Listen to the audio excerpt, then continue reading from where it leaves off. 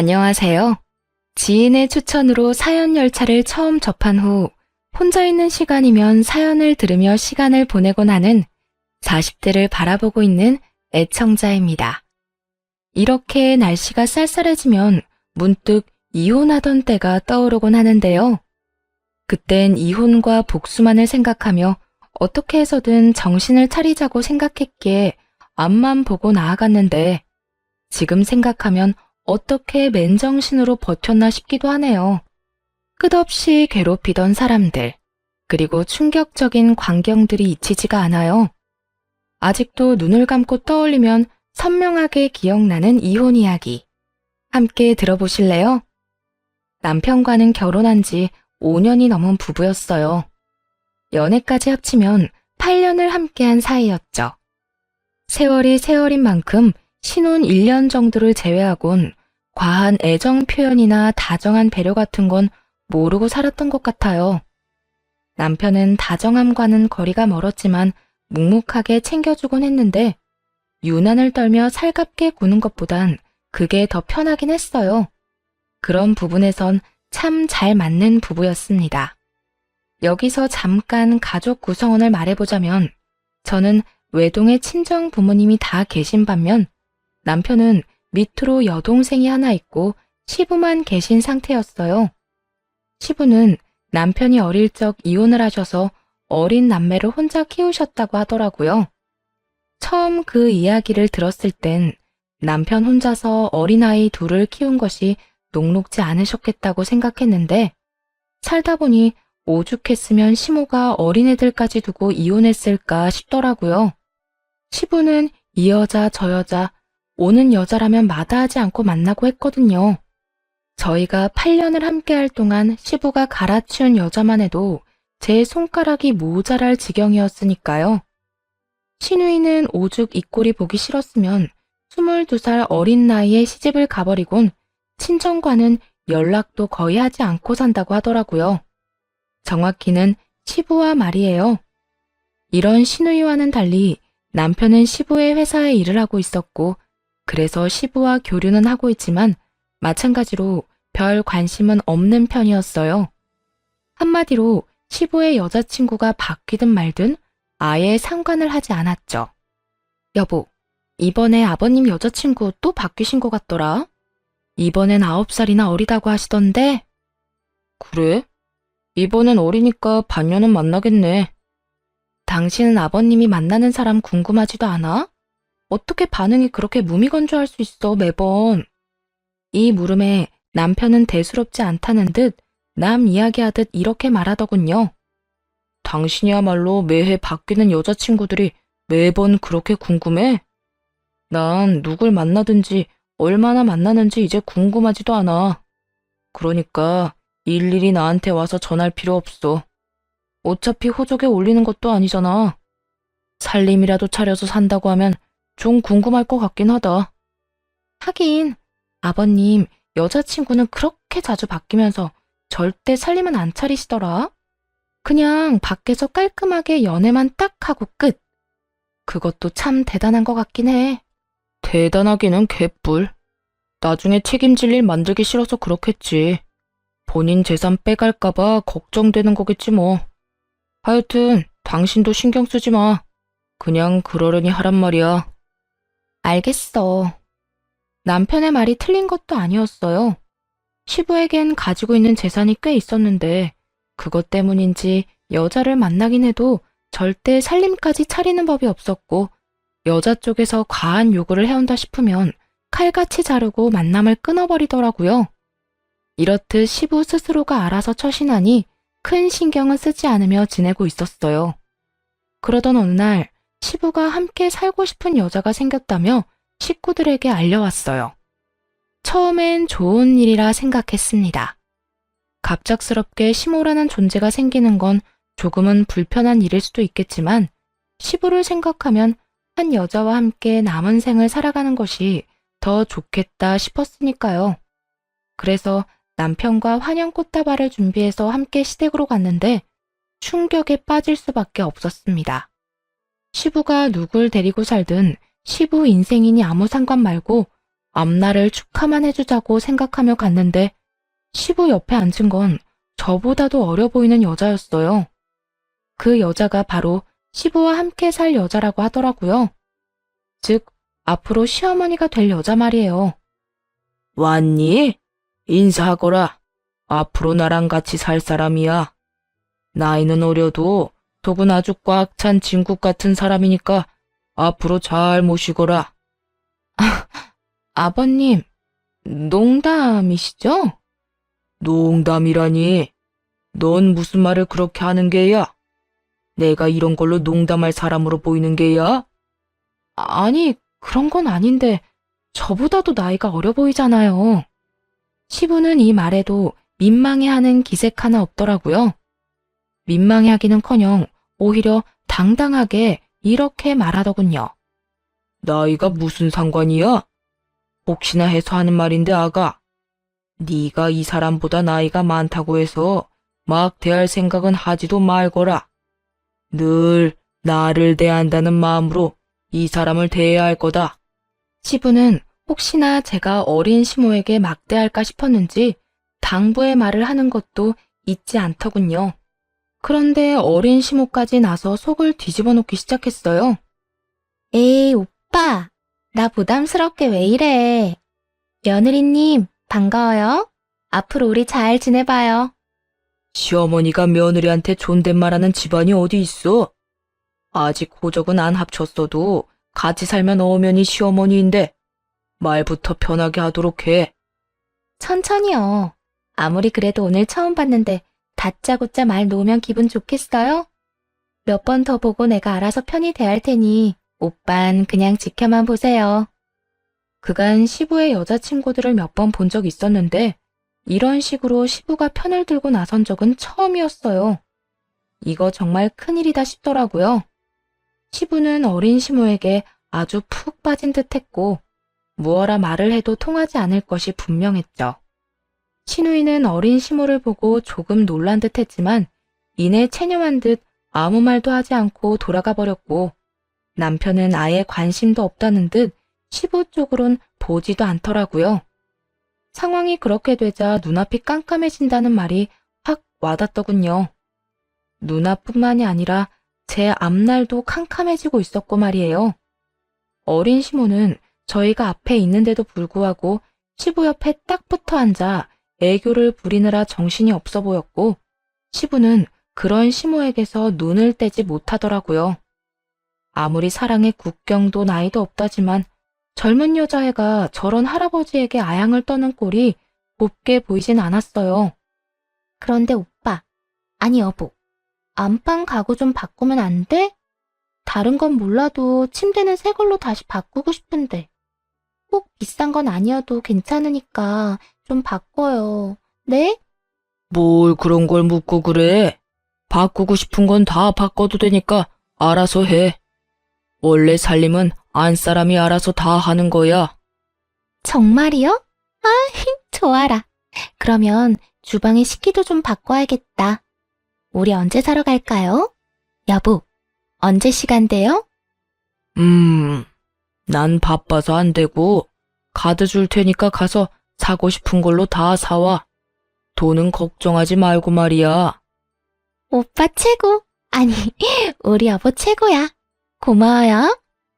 집안에 들어온 첫날부터 저런 짓거리를 해대는데 속내가 훤히 보여 미간이 절로 찌푸려지는 그런 상황이었죠. 무슨 정신으로 시댁을 나와 집으로 돌아왔는지도 모르겠어요. 어느 순간 정신을 차려보니 거실 소파에 남편과 나란히 앉아있더라고요. 정신이 돌아 남편을 붙잡고 대화를 시작했어요. 여보, 아버님 어떻게 할 거야? 아까 그 여자 그냥 둘 거야? 그러면 어떻게 해? 아버지가 데리고 살 거라는데. 지금 남 이야기하니? 어떻게 지금 이 상황에서 그렇게 태어날 수가 있어? 아까 그 여자 나보다 어린 여자야. 거기에다 아버님이랑 같이 살 거라고 하잖아. 당신은 그 젊은 여자가 우리 아버님이랑 살겠다고 저러는 속내를 모르겠어? 설마 정말 사랑한다고 생각하는 거 아니지? 아, 진짜 사랑일지 아닐지는 지켜보면 알겠지. 지금 당신처럼 흥분한다고 해결되는 것도 없으니까 그냥 좀 지켜보자. 남편의 말이 틀렸다는 건 아니지만 지나치게 태연한 그 태도가 이해가 되지 않더라고요. 자칫 잘못하면 꽃뱀 같은 여자에게 시부가 크게 당할 수도 있는 상황인데 지켜보자는 말만 하고 있으니 답답하기도 했고요. 아, 진짜 난 이해가 안 된다. 물론 당신 말이 틀렸다는 건 아니야. 그래, 기다리다 보면 그 여자가 어떤 속셈으로 아버님 옆에 있는 건지 알 수 있겠지. 그런데 그 사이에 일이라도 벌어지면? 아까 호적 어쩌고 저쩌고 하는 이야기 못 들었어? 단순히 살림 차려서 사는 게 아니라 재혼까지 해버리면 그땐 진짜 큰일이라고. 큰일 날 건 또 뭐 있어. 그 여자랑 아버지랑 재혼하면 당신이랑 나는 발길 딱 끊고 살면 되지. 아, 회사에선 내쫓지 않을 거니까 그건 걱정하지 않아도 돼. 아버지가 다른 건 몰라도 일적으로는 나 믿는 편이라서 쉽게 자르진 않을 거야. 지금 내가 그런 걸 걱정하는 게 아니잖아. 아, 당신은 아직도 모르겠어? 우리 아버지가 내가 뭐라고 한다고 내 말을 들을 것 같아? 그럴 것 같으면 우리 엄마와도 그렇게 헤어지진 않았겠지. 내가 그렇게 엄마랑 같이 살게 해달라고 울고불고 하며 매달려도 눈도 하나 깜빡 안 한 사람이야. 난 아버지 재산이 다 날아가든 말든 상관없으니까 그냥 저렇게 살다 죽으라고 해. 끝까지 평온함을 유지하던 남편이 울분을 토해내더라고요. 시집을 오고 나서 시부의 행실로 봤을 때 시부의 이혼 사유가 외도이진 않을까 짐작은 했었지만 남편의 말을 듣고 나니 더욱 확신이 서며 아무 말도 할 수가 없었어요. 시부와 남편 사이의 감정이 골이 생각보다 깊다는 걸 알아버려 더는 무슨 말을 할 수가 없겠더라고요. 거기에다 재산을 뺏기든 말든 상관없다고 하는데 더 이상 무어라 말할 수 있겠어요? 그저 그 말도 안 되는 사랑이 진심이길 바라고 또 바랄 뿐이었죠. 그런데 일은 전혀 예상치 못한 곳에서 일어나기 시작했어요. 글쎄, 시부를 등에 업은 어린 시모가 시집살이를 시키기 시작하지 뭐예요? 호칭은 며느리님이라고 하면서도 반말을 해대며 한여름에 김장김치를 담으라고 시키고 주말엔 급한 일이 있다며 집으로 불러서는 손님상까지 다 차리라고 시켜댔고요. 며느리님, 저번에 담아준 김치 우리 여보랑 잘 먹고 있어. 보기보다 솜씨가 좋더라. 그래서 말인데 오늘은 한 5명 먹을 밥 좀 차려줘. 네? 5명이요? 응. 오늘 우리 집에 우리 여보 친구분들 오신다는데 내가 다른 건 다 잘하는데 요리를 못해서 말이야. 그러면 급하다고 아침부터 빨리 오라고 한 게 손님상이나 차리라고 부른 거네요? 응. 사람 부르자니 돈이 아깝고 내가 하자니 자신이 없고. 그러니 어째. 이럴 때 며느리 도움 좀 받아야지. 다들 12시쯤 오신다고 했으니 좀 부탁해. 장은 다 봐놨고 장 봐놓은 거에 맞춰서 요리하면 될 거야. 그럴 때마다 생각 같아선 다 뒤엎어버리고 싶은 마음이 굴뚝 같았지만 시부 때문에 차마 그렇게 할 순 없더라고요. 그때야 오로지 시모 바라기인 시부였지만 그전까진 시부가 저에게 꽤 잘 대해주셔서 좋은 감정이 많이 남은 상태였거든요.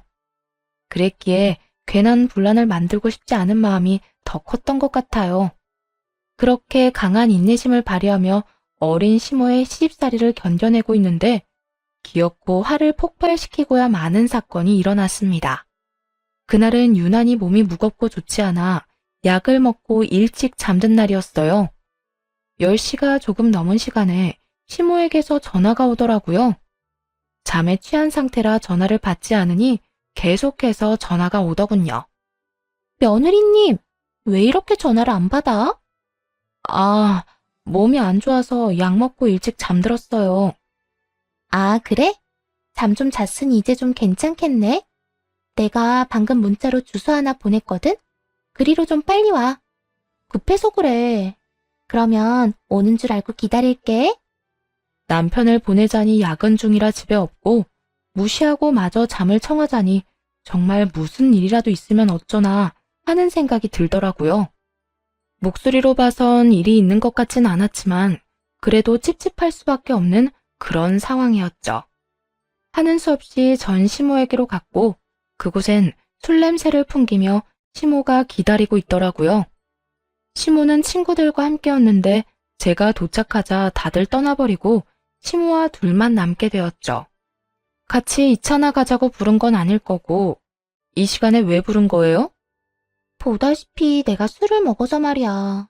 대리를 부르긴 해야 하는데 대리 부르자니 돈이 아깝고 세상이 너무 험하기도 하고 말이야. 이럴 때 며느리 덕 좀 보려고 불렀지. 운전은 잘하지? 나 집까지 좀 부탁해. 순간 화가 확 오르는데 얼마나 화가 났는지 손까지 떨려오더라고요. 이성의 끈을 놓는다는 게 이런 느낌이구나 하는 생각이 들며 저도 모르게 분노가 터져나왔어요. 야, 너 진짜 제정신 아니구나? 이 시간에 사람 불러다 뭐? 운전은 잘하느냐고? 이게 진짜 아버님 생각해서 웬만하면 참아보려 했더니 선 넘네. 야? 너? 지금 눈이 돌아서 사리 분별이 안 되나 본데 이딴 식으로 굴면 앞으로 곤란한 건 며느리님인 거 몰라? 며느리님 좋아하네. 내가 왜 네 며느리야? 나 아직까지 네 며느리 아니거든? 어디서 나이도 어린 게 꼬박꼬박 반말질하는 것도 모자라서 사람을 종부리듯 부려먹으려고 굴어? 불같이 화를 내는데 어린 시모는 언성 한번 높이지 않고 손톱을 탁탁 튕기며 얄미울 만큼 차분히 말하더군요. 나보다 한 3살 많나? 나이 차이도 별로 안 나는데 그렇게 존댓말이 듣고 싶었어? 그랬으면 진작 말하지 그랬어. 그까지 존댓말 얼마든지 해줄 수 있었는데 말이야. 그런데 내가 반말하는 거랑 며느리님이 반말하는 건 많이 다른 문제인 거 알지? 나 오늘 며느리님이 나한테 어떻게 했는지 다 말할 거야. 아마 모르긴 몰라도 며느리 사랑은 오늘로 끝나겠네. 아, 그까지 사랑? 나 필요 없으니까 너 다 해. 아빠 뻘 남자랑 살면서 사랑이라도 듬뿍 받아야 할 거 아니야. 내가 다 양보할 테니까 사랑 많이 받고 부디 끝까지 잘 살아. 조금 살다가 내쫓기지 말고 말이야. 아, 아닌가? 도망가지 말고 말이야. 라고 말해야 하는 게 맞는 말인가? 단 한 번도 인상조차 찌푸리지 않던 어린 시모의 미간이 구겨지며 순식간에 얼굴로 손이 날아오더라고요. 너무 갑자기 일어난 일이라 막을 순 없었지만 되돌려주는 것은 어려운 일이 아니었죠. 그렇게 사이좋게 뺨을 한 대씩 주고받은 저와 시모는 길거리에서 격하게 싸우기 시작했고 결국 주변 사람들이 나서 말려서 떨어지게 되었네요. 너 진짜 내가 가만히 안 둬? 내가 우리 여보한테 다 이를 거라고. 일르라고. 너 하고 싶은 대로 다 해도 되는데 앞으로 나한테 이래라 저래라 하기만 해? 그 길고 고운 머리카락 다신 구경도 못하게 해줄 테니까. 그렇게 시모와 저는 각자의 집으로 돌아왔고 다음날 화가 난 시부에게서 당장 시댁으로 오라는 불호령이 떨어졌어요. 당연히 연락이 올 거라 생각하고 있어서 그런지 겁이 나지도 않더라고요. 오히려 이 일을 계기로 다신 시댁에 발걸음도 하지 않고 신경도 꺼버려야겠다는 다짐을 하게 되었죠. 남편과 함께 시댁으로 갔고 예상대로 어린 시모는 시부 옆에 딱 붙어 앉아 갖은 불쌍한 척은 다 하고 있더군요. 여보, 며느리님이 글쎄 날 이렇게 잡고 마구잡이로 흔드는데 나 진짜 무서웠다니까? 너, 이 말이 전부 사실인 거야? 네가 네 시어머니한테 정녕 손까지 댔단 말이야? 먼저 때린 건 저쪽이고 맞고만 있을 순 없어서 맞대응했어요. 저쪽? 넌 어머님이란 호칭은 어디 가져다 버린 게야? 호칭 똑바로 못해? 못해요, 아버님. 저요, 제 몸에 손댄 어린 여자한테 어머님이라고 부를 만큼 멍청하진 않아요. 입장 바꿔서 생각해보세요. 몸이 안 좋아서 약 먹고 겨우 잠들었는데 그 밤에 불러서 대리운전이나 하라는 게 말이나 돼요? 제가 어린 여자 대리운전이나 하려고 면허 따고 시집 온 건 아니잖아요. 대리운전? 시부는 자세한 내막은 듣지 못한 듯 되물었고 시모는 재빠르게 나서 변명하기 시작하더라고요. 아, 그게 나 어제 친구들 만난다고 했잖아요. 그래서 맥주 2잔 했는데 운전을 할 수가 없잖아. 대리는 불러야겠는데 요즘 세상이 얼마나 험해. 대리운전 불렀다가 나쁜 일 겪는 사람이 한두 명도 아니라는데. 무서워서 부를 수가 있어야지. 그래서 며느리님한테 연락해서 부탁 좀 한 건데 막 반말까지 하면서 나를 혼내잖아. 내가 너무 화가 나서. 어린 시몬은 비장의 무기인 듯 눈물을 흘리기 시작했고, 시부는 잘잘못은 덮어놓고 저를 마구잡이로 몰아세우더라고요. 오죽했으면 이 사람이 널 불렀겠어? 이왕 간 김에 좋은 게 좋은 거라고 운전 좀 해줬으면 여러모로 좋잖아. 왜 그 성질을 못 이겨서 이 사달을 만들어? 그래, 시험이 머리채도 잡고 시험이 눈에서 눈물까지 뽑고 나니 속이 시원하냐? 이제 여한이 없을 것 같아? 아버님은 왜 저한테만 뭐라고 하세요? 누가 봐도 제가 먼저 잘못한 일이 아니잖아요. 끝까지 이렇게 나올 것이야? 얼른 미안하다고 잘못했다고 못 빌어. 네가 지금 사과하면 이 모든 게 진정한 가족이 되는 과정이라 생각하고 그냥 넘어가겠지만 끝까지 이따위로 나오면 네 앞으로 주려고 했던 재산은 없는 줄 알아. 그까짓 재산, 제 몫이 있다는 사실도 몰랐을 뿐더러 바란 적도 없었어요. 더욱이 저를 마음대로 조종하기 위해 물려주는 재산 같은 건 더욱 원하지도 않았고요. 전 절대로 사과 같은 건 안 합니다. 그러니까 저한테 그딴 거 바라지도 마세요. 뭐야? 너 계속 이럴 거야? 저는요, 아버님이 좋아서 좋은 마음으로 대한 거지 재산 탐내서 아버님께 잘했던 게 아니에요. 그러니까 그까짓 재산 안 주셔도 되니까 사과 같은 것도 바라지 마세요.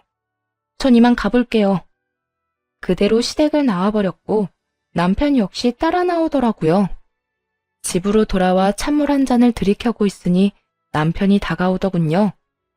아무래도 상황이 상황인지라 위로라도 해주려고 따라온 줄 알았는데 남편의 입에선 전혀 예상치 못한 말이 나오더라고요.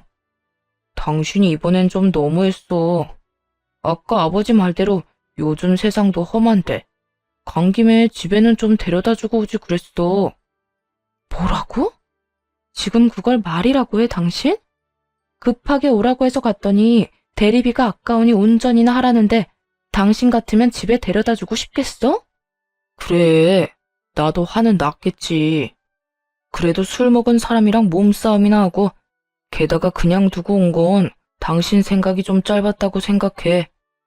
막장 시댁이어도 참고 살았던 건 오로지 남편에 대한 사랑 때문이었는데 남편이 이딴 식으로 나오니 정말 참을 수가 없더라고요. 시부는 저를 재산을 빌미로 조종하려고 들질 않나 남편은 마누라가 그런 취급을 받고 맞았다는데 생각이 짧았단 소리나 해대질 않나 정말 서러워서 눈물이 다 날 지경이었죠. 당신은 내 편을 들어도 모자랄 판국에 뭐? 생각이 짧아? 내가 진짜 생각이 짧았으면 그날 그 여자 무사히 집에도 못 들어갔어. 그만큼 나도 화가 난 상태였다고. 화가 났어도 데려다 줄 수는 있었잖아. 당신은 가끔 보면 이렇게 냉정한 면이 있더라. 거기에다 길거리에서 싸우기까지 했어. 참 대단하다 대단해. 아무리 그래도 예비 시어머님인데 어떻게 몸싸움까지 할 생각을 하냐? 한편으론 아버지가 저렇게 화내는 마음이 이해가 된다. 내가 오죽했으면 그렇게까지 했겠어? 그 여자가 먼저 내 얼굴에 손댔다고 했잖아. 잘못도 그 여자가 하고 싸움도 그 여자가 먼저 걸었는데 내가 참고만 있었어야 해? 난 당신이 아버님이랑 다르다고 생각했는데 이제 보니까 완전 판박이네. 진짜 정신 나간 짓 한 사람은 가만두고 엄한 사람 몰아세우는 거 보니까 말이야. 아까부터 엄청 억울한 척 하는데 처음 시작이 어떻게 됐든 당신도 그 여자랑 똑같이 군 건 사실이잖아. 그리고 엄연히 당신한텐 시어머니인데 반말이나 해대고 욕이나 하고 당신도 잘한 거 하나 없어. 시어머님 같은 소리 하네. 살림만 차렸지 아직 재혼한 것도 아닌데 무슨 시어머님이야? 그리고 그렇게 시어머님 타령하는 당신은 왜 그 여자한테 어머니라고 안 하는데? 당신도 속으론 가족으로 생각하지도 않으면서 나한테만 대우해주길 바라는 건 웃기다고 생각 안 해? 하여튼 난 잘못한 거 없으니까 너무했네, 잘못했네 이딴 말이나 할 것 같으면 그냥 잠이나 자. 결국 싸움은 남편과 제 싸움으로 번져버렸어요. 믿었던 남편이 어린 시모 편만 들며 졌다는 소리를 하는데 이혼 생각이 절로 나더라고요. 그렇다고 해서 정말 이혼을 할 수도 없는 노릇이고 이대로 살기엔 남편에 대한 실망감이 너무나도 커져서 답답한 상황이 이어지고 있었죠. 그렇게 시간이 해결해 줄 수 없는 고민을 이어가던 어느 날, 친정엄마의 생신이 다가왔어요. 매년 부모님의 생신 땐 친정에 모여 축하 자리를 마련했던 터라 요즘 사이가 좋지 않아도 남편은 당연히 참석할 거라 믿었어요. 그런데 생신 전날 남편이 고주망태가 되어 집으로 들어왔더라고요. 무슨 술을 이렇게나 많이 마셨어? 먹다 보니까 이렇게 됐네. 당신, 내일 우리 집에 가야 하는 거 잊었어? 내일 우리 엄마 생신이잖아. 아, 장모님 생신? 내가 꼭 가야 해? 그냥 당신만 가. 아니, 앞으로도 당신만 가. 사실 나 생신 때마다 당신 집에 가는 거 불편하고 귀찮았어. 서로 부모님의 생신이나 행사를 챙기는 거 불편하고 귀찮을 수 있다고 생각합니다. 그런데 그렇지 않아도 좋지 않은 사이에 술까지 먹고 졌단 말을 해대니 기분이 좋지 않더라고요. 더는 저와의 관계 개선을 위해 노력하지 않겠다는 뜻으로 들려서 마지막 남은 희망과 기대마저 산산조각 나는 기분까지 들었어요. 그래서 안 가겠다 이거지? 일단 내일 일어나 보고 컨디션 괜찮으면 내일까진 같이 가는데 다음부턴 나 안 갈 거니까 그런 줄 알아. 그런데 내일도 괜찮을진 모르겠다. 다음날 남편은 당연히 일어나지 못했고 싫다는 남편을 굳이 깨우지 않았어요. 남편의 차를 끌고 혼자 친정으로 가기로 했죠. 주차장을 다 돌아다녀 찾은 남편의 차 문을 열었는데 그야말로 엉망진창이더라고요. 휴지는 여기저기 떨어져 있고 큼큼한 냄새도 나는 게 부역질이 올라올 것만 같았어요. 도저히 그냥 차를 타고 갈 수 없는 상황이라 환기를 시키며 차를 청소하기 시작했어요. 그저 술에 취해 차에서 토라도 했나 생각했거든요. 그런데 전혀 생각지도 못한 것을 보게 되었네요. 휴지를 치우던 제 시선 끝에 단추가 걸렸거든요. 그 단추는 다름 아닌 시모의 가디건 단추로 워낙 디자인이 특이한 데다 시모가 자주 입어 기억을 하고 있었죠. 거기에다 단추 옆에는 피임에 쓰이고 버려진 물건도 있더군요. 더러운 외도의 현장이었던 것이었다는 걸 그때 알았습니다. 그것도 어린 시모아 말이에요. 충격이 너무 커서 다리에 힘이 다 풀리더라고요. 아무리 남편이 큰 실망감을 줬다고 한들 이 정도로 쓰레기는 아닐 거라고 생각해봤지만 제 손에 있는 단추는 빼도 박도 못하게 시모의 것이었어요. 단추를 꽉 쥐며 정신을 차렸고 바로 블랙박스 녹화 파일을 복사했습니다. 차마 볼 용기가 나지 않아 그저 복사만 했어요. 그리곤 엄마에게 오늘 약속을 지키지 못할 것 같다는 말을 전하고 바로 변호사 사무실로 가 녹화본을 건넸어요. 제가 확인은 못했는데 분명 거기에 외도 증거가 있을 거예요. 그러니까 대신 확인 좀 해주세요. 도대체 어떤 장면이길래? 네, 알겠습니다. 먼저 확인해보고 보셔도 될 것만 추려서 드리겠습니다. 네, 부탁드릴게요. 상대가 시어머님일 텐데 도저히 볼 용기가 나지 않네요. 에? 시어머님이요? 남편의 어머니 말하는 거 맞으시죠? 네, 어머니는 어머니인데 친어머니가 아니에요. 영상 보시면 어떤 상황인지 아실 거예요. 새파랗게 질린 제 얼굴을 확인한 변호사님은 다른 방으로 가 영상을 확인하고 돌아오더라고요. 그리곤 저만큼이나 충격을 받은 표정으로 말없이 편집본이 담긴 USB를 건네주었어요. 거기엔 시모와 남편의 대화가 녹음되어 있더라고요. 충격적인 내용이 담긴 대화였어요. 자기야, 나 언제까지 자기 아빠 옆에 붙어 있어야 해? 나 그런 할아버지한테 사랑 타령하는 거 너무 싫어. 나라고 좋은 줄 알아? 그래도 어쩌겠어. 자식들한테 재산 안 준다는 아버지한테서 재산 받아내려면 자기밖에 답이 없는데. 그러니까 하루라도 빨리 이 생활 끝내고 싶으면 아버지하고 빨리 혼인신고나 하라고. 집까지는 쉽게 들어갔으면서 혼인신고는 왜 이렇게 더딘 거야? 그러게. 집에 들어갈 때만 해도 당장이라도 혼인신고할 것처럼 굴더니 내가 자기 와이프랑 싸우고 난 후부턴 혼인신고 말도 안 꺼내더라. 그땐 내 편 들면서 자기 와이프 혼내긴 했어도 내심 의심하고 있는 것 같기도 해. 아무래도 이혼을 서둘러야겠어. 내가 아무리 신경 쓰지 말라고 그냥 두고 보고 있으라고 해도 가만히 있을 것 같지도 않고 성격상 언제 다시 뒤집어 엎어도 이상하지 않을 사람이야. 그러니까 그때 나한테 눈 뒤집고 달려들던데 보통 여자는 아니란 생각이 들더라니까. 앞으로는 그 여자랑 직접적으로 부딪히지 마. 그때 자기 다친 거 보는데 내가 얼마나 속상했는 줄 알아? 이젠 내가 알아서 다 하고 알아서 이혼할 거니까 자기는 그 노인네나 잘 구워 삶아. 시부는 몇 해 전부터 자식들에게 재산을 물려주지 않겠다고 선언했는데 그 말을 들은 남편이 자기 여자를 접근시켜 재산을 빼돌릴 아주 미친 계획을 세운 것이었어요. 일단 상간녀를 시부의 호적에 올린 후 그 재산을 다 빼돌릴 생각이었더라고요. 그런데 그 계획에 제가 계속 초를 치는 것 같아지자 일부러 저에게 싸움을 걸게 만들어서 이혼하자는 말을 들을 계획까지 세웠던 것이었죠. 어쩐지 시모를 어떻게 할 거냐고 물을 때마다 그저 지켜보자며 제지하더니 이런 이유가 있었더군요. 그것뿐만이 아니었어요. 두 사람은 시부의 사망보험까지 들었더라고요. 그나저나 집에서 모질게 대하고 있지? 얼른 이혼하자는 말 좀 들어봐. 아, 그리고 사망보험은 다 들었어. 내가 보험 이야기 꺼낼 땐 싫은 티 팍팍 내더니 만일의 경우 자기가 보험금 받는 걸로 지정한다고 하니까 어떻게 그렇게 기특한 생각을 다 했냐고 하면서 사인해주던데? 그래? 다른 말은 안 해? 의심 많은 양반이 그렇게 그냥 넘어갔을 리가 없는데. 의심은커녕 내 넓은 마음에 감동했다는 말까지 하더라. 자기 아들 좀 챙겨주니까 순식간에 벽을 허물어버리던데? 정작 아들이 뒤에서 이런 짓까지 하는 줄은 꿈에도 모르고 말이야. 하여튼 앞으로 고생 조금만 더 하자. 이제 거의 다 왔어. 내가 이번 일만 잘 마무리되면 자기 호강시켜줄게.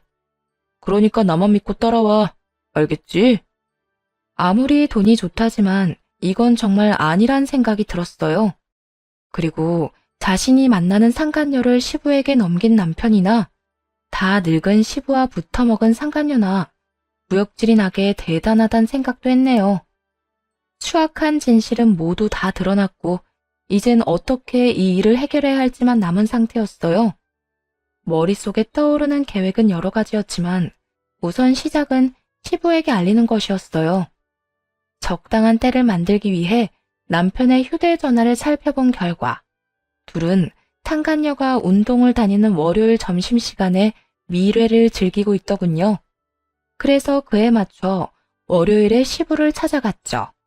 그리곤 일단 블랙박스 사본을 보여드렸고요. 사실 보여주기 전까지도 고민이 많았어요. 혹시나 영상을 보고 충격으로 쓰러지진 않을까 걱정이 될 수밖에 없는 상황이었으니까요. 하지만 이런 제 우려와는 달리 시부는 표정 변화 하나 없이 영상을 끝까지 다 보더라고요. 우선 고맙구나. 시부가 꺼낸 첫 마디는 고맙다였어요. 그 말을 하는 시부의 얼굴엔 상처, 후회, 원망, 그야말로 5만 가지 감정이 다 섞여 있더라고요. 상간녀에게 속아 저에게 호통만 칠 땐 시부가 그저 미웠는데 또 이런 모습을 보니 안쓰러웠어요. 아니에요. 아버님, 괜찮으세요? 난 생각보다 괜찮구나. 네가 아니었다면 이 어린 여우와 파렴치한 아들한테 내 모든 걸 잃을 뻔했어. 아, 아니에요. 영상까지 보여드리는 것이 맞는 걸까 고민 많이 했는데 생각보다 괜찮으신 것 같아서 다행이에요. 영상을 보여주지 않았다면 난 널 믿지 않았을 게야. 아무리 요즘에 이상한 일이 아무렇지 않게 일어난다고 해도 내 아들이 이런 짓거리를 꾸미고 있을 거란 사실을 받아들이기란 여간 쉽지 않으니 말이다. 난 이런 것도 모르고 이 어린 것 빚 갚아주려고 건물까지 내놨는데 까딱했다간 어린 것들 손에 놀아날 뻔했어. 넌 도대체 언제 한 게야? 알게 된 지 얼마 안 됐어요. 차에서 외도 증거들을 발견했고 영상은 차마 볼 용기가 안 나서 바로 변호사 사무실로 가지고 갔거든요. 그래, 그것도 잘한 결정이다. 네 심성으론 견디기 힘들었을 게야. 어쨌든 이혼은 할 게지? 네, 참고 살 수위는 넘은 것 같아요. 외도도 외도지만 저 여자랑 꾸민 짓거리가 소름이 끼쳐서 더는 가족으로 엮어 살고 싶지 않아요. 그래, 네 뜻은 알겠다. 일단 이 빌어먹은 것들부터 부르자꾸나. 시부는 시종일관 차분한 모습을 유지하며 상간녀와 남편을 시댁으로 불렀어요. 그 모습을 보는데 더 무섭게 느껴지더라고요. 마치 폭풍 전야를 보고 있는 기분이었어요. 얼마 지나지 않자 두 사람이 시간차를 두고 집으로 들어왔고 시부는 미리 싸두었던 상간녀의 짐을 건네주었어요. 여보, 이게 뭐예요? 웬 짐이에요? 보면 몰라? 자네 짐이잖아. 그 짐 챙겨서 당장 나가. 네? 나가라니요? 내가 뭐 잘못했어요? 잘못한 게 있으면 말해줘요. 나 다 고칠 수 있어요. 상간녀는 눈물까지 글썽이며 애원을 했지만 시부는 조금의 흔들림도 없이 상간녀를 그저 노려보았어요. 상황이 심상치 않자 남편이 나서기 시작했어요. 아버지, 무슨 일 있으세요? 언짢은 일 있으시면 말씀을 하셔야지 다짜고짜 나가라고 하면 상대방이 얼마나 당황스럽겠어요. 화 좀 가라앉히시고 차분히 말씀해 보세요. 도대체 무슨 일로 이렇게 화가 나셨는지 말이에요. 가만히 있으면 절반은 간다는데 남편은 눈치도 없이 기어코 말을 보태 시부의 화를 돋우고 있었어요. 넌 닥치지 못해? 감히 아비 등의 비속 꽂을 계획이나 세운 놈이 어디서 말을 섞으려 들어? 아무리 아비 재산이 탐이 났다고 해도 네가 만나는 더러운 여자까지 아비 옆에 붙이는 게 정상적인 인간이 할 짓이야? 그게 무슨 말씀이세요? 제가 무슨 아버지 등의 비속 꽂을 계획을 세워요? 내가 모를 줄 알아? 너 저 여자랑 짜고 내 재산 빼돌릴 계획 세웠던 거. 아무리 돈이 욕심나도 그렇지 어떻게 네가 내 아들인데 나한테 이딴 짓까지 할 수가 있어? 네가 그러고도 사람 새끼가 맞는 게야? 아버지, 제 말 좀 들어보세요. 그게 아니라고요. 저 여자랑 저랑 원래 알던 사이는 맞는데 계획적으로 아버지 옆에 붙인 건 아니었어요. 저도 아버지가 같이 살 여자다 하면서 소개해줄 때 얼마나 당황했었는데요. 정말이에요. 남편의 말도 안 되는 헛소리가 시작되었고 이에 질세라 상간녀도 나서 남편의 말에 힘을 보태더라고요. 전혀 도움 따위가 될 리가 없었지만요. 맞아요. 사실 아드님이랑 아는 사이긴 했지만 여보랑 제 만남과는 전혀 상관이 없다고요. 그렇게 친한 관계도 아니었고 그냥 어쩌다 보니 이름하고 얼굴만 아는 그런 관계였다고요. 그냥 아는 관계? 아무래도 말로는 순순히 실토를 하지 않을 것 같으니 둘 다 이것부터 보고 다시 이야기해보자꾸나. 시부는 도저히 안 되겠다 싶었는지 블랙박스 녹화본을 두 사람에게 보여주더라고요.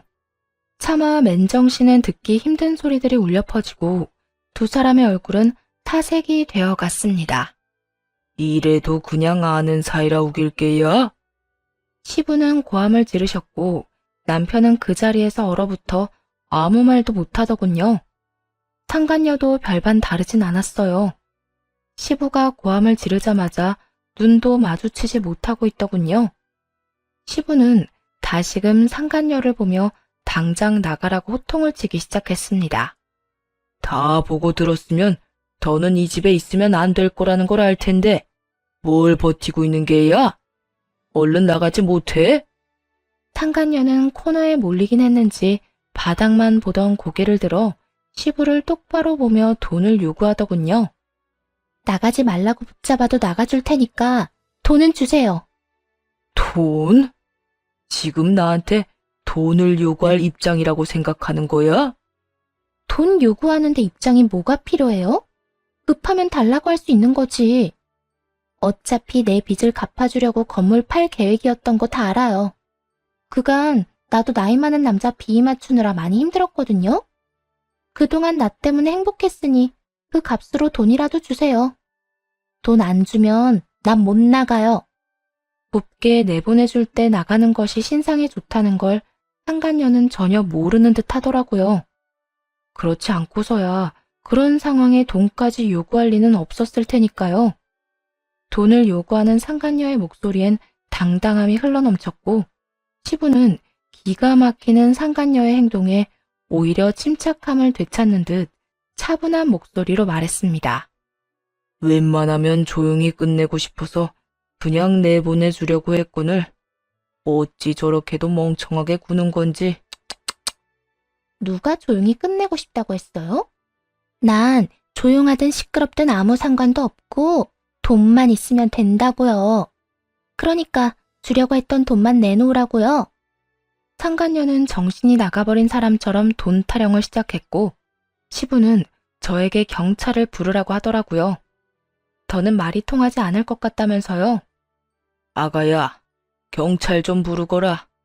아무래도 말도 통하지 않을 것 같고 조용히 끝내는 것도 힘들 것 같으니. 경찰 이야기가 나오자 상간녀는 더욱 날뛰기 시작했고 대꾸도 하지 않고 그냥 경찰을 불렀네요. 생각보다 더 빨리 출동해주신 경찰분들은 상간녀를 끌고 나갔고 그 와중에도 남편은 계산이 얼마나 빠른 것인지 자신이 사랑하는 여자가 끌려가는 모습을 그저 지켜만 보더라고요. 아예 모르는 사람을 보든 말이에요. 참 한심했습니다. 결혼한 저를 배신하고 만난 여자를 돈 때문에 다른 사람의 품으로 보내더니 이렇게 엉망진창인 상황이 되자 이번엔 무시하는 게요. 참 상황에 따라 버리기도 쉬운 사랑이다 싶었네요. 한 차례 폭풍이 지나가고 난 후 남편은 눈치를 살피며 어떤 말도 못하고 있더군요. 시부는 그런 남편에게 다가올 미래에 대해 말해주었어요. 넌 회사에 더는 출근할 필요 없다. 내가 회사에 미리 말 다 해놨고 퇴직금은 일단 내가 보관해두다가 이혼할 때 돌려줄 테니 위자료로 쓰거라. 그리고 집도 아가 명의로 바꿨으니 내가 사준 집에도 갈 필요 없어. 앞으로 어디서 뭘 하고 살든지 간에 상관하지도 않고 안심도 가지지 않을 테니 마음대로 살아. 최후의 통첩을 받은 남편은 마지막 발악을 하기 시작하더군요. 제가 정말 잘못했어요. 아버지 회사랑 재산은 당연히 저한테 물려주실 거라 생각했는데 아무한테도 안 물려준다고 하시니까 홧김에 그랬어요. 저 정말 반성 많이 하고 있으니 회사에서 밥벌이만이라도 하게 해주세요. 아버지도 잘 아시잖아요. 저 회사에 애정 많은 거. 그리고 저만큼 일 잘하는 직원도 없잖아요. 너만큼 회사에 애정 많고 너만큼 일 잘하는 직원은 많아. 그리고 너보다 일 더 잘하는 사람도 있지. 잊었느냐? 네 동생이자 내 딸. 막내를 다시 회사로 불러 물려줄 생각이니 그런 줄 알고 쏙 물러가. 아버지, 저한테 정말 이렇게까지 하실 거예요? 이렇게까지 하게 만든 놈이 너다. 난 절대 널 용서할 생각 없다. 그까지 돈 때문에 이딴 극악무도한 짓거리를 벌이는 놈은 더는 내 자식으로 둘 생각도 없고 앞으로는 나한테 자식은 딸 하나뿐이다 생각하고 살 테니 너도 그런 줄 알고 다신 찾아오지 마라. 나 죽었다는 소식 들리더라도 장례식장에도 오지 말거라.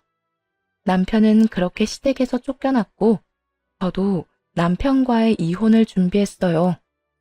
회사에서도 잘리고 집도 제 명의가 되어 갈 곳도 없어진 남편은 상황이 급박하긴 했는지 저를 찾아와 무릎까지 꿇고 빌기 시작하더군요. 여보, 나 좀 용서해주면 안 될까? 나 진짜 많이 반성했어. 자고 일어나서도 당신 생각하면서 반성하고 잠들기 전에도 당신 생각하면서 미안하다고 생각해. 그래? 반성이란 단어조차도 모를 인간이라 생각했는데 그 정도는 아니라고 하니 다행이네. 그런데 어떻게 하지? 난 당신 같은 인간 용서할 생각은 추호도 없는데. 그러지 말고 나 좀 용서해줘. 나 요즘 너무 힘든데 당신이 없어서 더 힘들어. 이럴 때 당신이 내 옆에서 힘이 좀 되어주면 안 될까? 말 똑바로 해. 내 존재 자체가 당신한테 힘이 되는 게 아니라 내가 가진 것들이 힘이 되는 거겠지. 당신 지금 집도 없이 지낸다며? 돈도 땡전 한 푼 없는데 일도 못 구하고 있고 말이야. 거지 같은 상황이 되니 내가 아쉬운 거잖아. 누구 앞에서 뻔히 보이는 거짓말을 해? 당신 말 다 맞지만 후회하고 있단 말은 진심이야. 이렇게 되고 나니까 알겠더라. 나 당신 진짜 사랑해. 그러니까 나 좀 용서하고 받아주면 안 될까? 남편 놈은 끝까지 입에 침 하나 바르지 않고 진심으로 반성했다는 거짓말을 해대며 용서를 구하더라고요. 전 그런 남편의 얼굴에 주려고 했던 이혼 소장을 던져버렸어요. 우편으로 보낼 수도 있었지만 이렇게 얼굴에 던지고 싶어 가지고 있었거든요. 그딴 말 그만하고 이거나 가지고 가. 이게 뭐야? 당신 정말 나랑 이혼할 거야? 그러면 가짜 이혼도 있냐? 나 당신이랑 이혼할 거야. 그냥 덮고 살기엔 내가 당신에 대해서 너무 많이 알아버려서 이혼 말곤 답이 없겠더라고. 그래서 하는 말인데 얼른 이혼이나 해줘. 나 당신한테 그거 딱 하나 바라니까 말이야. 내가 어떻게 당신이랑 이혼을 해? 내가 얼마나 당신을 사랑하는데. 사랑한다는 인간이 그렇게 했어? 뒤로 딴 여자